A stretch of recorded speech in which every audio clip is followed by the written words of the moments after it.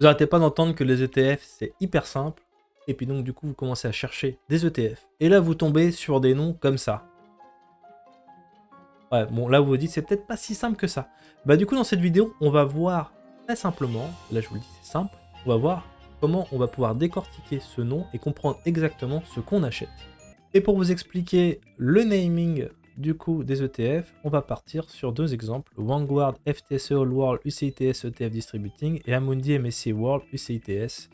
Alors, pour vous dire, c'est plutôt une bonne chose d'avoir ces noms à rallonge, parce que du coup, vous allez voir que très vite, on décortique, c'est assez simple, et au final, vous allez très vite savoir exactement ce que vous voulez acheter. Donc c'est plus simple que si vous avez un seul nom, là, de savoir en fait toutes ces informations-là, ça nous aide pas mal. Tout d'abord, on va regarder le premier nom, c'est Vanguard. Donc Vanguard, c'est l'émetteur. Donc c'est vraiment la société qui va créer l'ETF et qui va le gérer. Donc ça, c'est important d'acheter avec un émetteur de confiance. Donc vous en avez par exemple en France, l'un des plus gros, c'est Amundi. Je pense même que c'est le plus gros. C'est Crédit Agricole qui a racheté Lyxor, qui est un autre émetteur. Vous avez aussi la BNP. Vous avez pas mal, plusieurs émetteurs en France. Aux États-Unis, effectivement, vous avez des gros poids lourds, que ce soit iShares ou Vanguard. Et donc voilà, c'est vraiment généralement des émetteurs qui créent des ETF avec beaucoup de capitalisation. Donc ça vous assure bon, normalement il n'y a pas de banqueroute possible parce que vraiment c'est très très gros. Donc vous avez Vanguard, donc qui est l'émetteur, donc c'est le nom. Le deuxième en fait, le deuxième indice FTSE All World, là ça indique en fait le nom de l'indice qui est répliqué. Donc c'est vraiment sur quel indice il se base cet ETF. Donc chaque ETF suit un indice.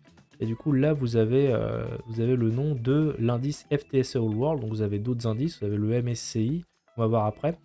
Vous avez CAC 40, pourquoi pas, le SP500. Donc vous avez énormément d'indices. Voilà, c'est en fonction de quel indice vous avez envie de voir répliquer. Donc vous pouvez chercher des ETF qui répliquent cet indice et comparer les émetteurs entre eux, comparer les frais et voir par exemple celui qui a peut-être le plus de capitalisation, qui offre le plus de garanties.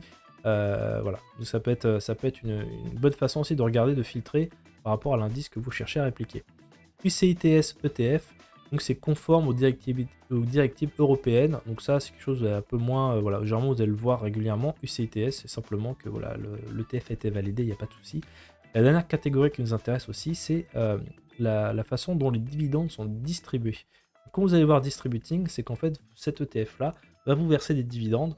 Alors, ce sera rarement mensuel, c'est plutôt des actions qui font ça. Ça va être peut-être trimestriel, semestriel ou annuel. Généralement, c'est plutôt annuel. Mais vous avez quand même des ETF qui vous versent tous les 3 mois aussi. Ça peut être apprécié de prendre un ETF qui est peut-être moins performant, mais qui vous verse tous les 3 mois. Donc, comme ça, vous touchez de l'argent tous les 3 mois. Ça peut être intéressant.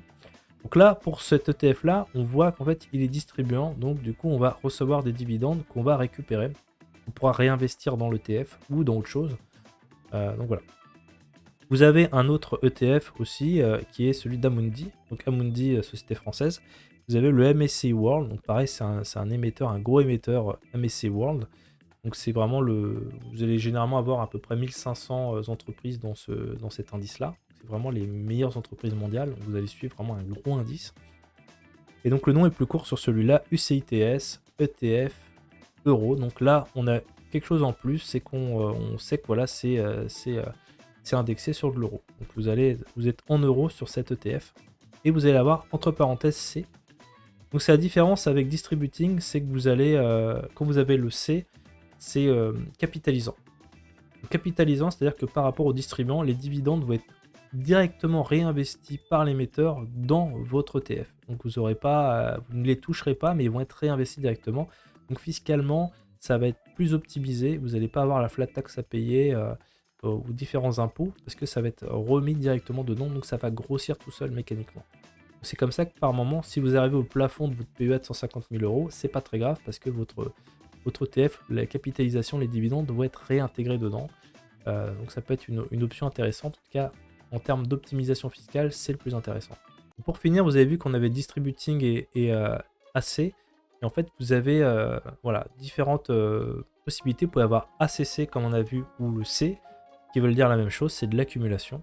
Donc quand vous verrez un C ou un ACC, c'est que voilà, les dividendes sont recapitalisés. DIST ou D, là on a vu distributing, c'était bien écrit en clair, mais généralement c'est écrit DIST avec un point ou D. Donc là les dividendes vont être distribués, donc vous allez les recevoir, vous allez avoir une alerte de votre courtier qui va vous dire voilà, vous avez récupéré tant, vous allez pouvoir redistribuer. Et parfois vous avez C/D, ça veut dire dans ces cas-là, l'ETF, vous avez voilà, les deux sont possibles, accumulatif comme distribution.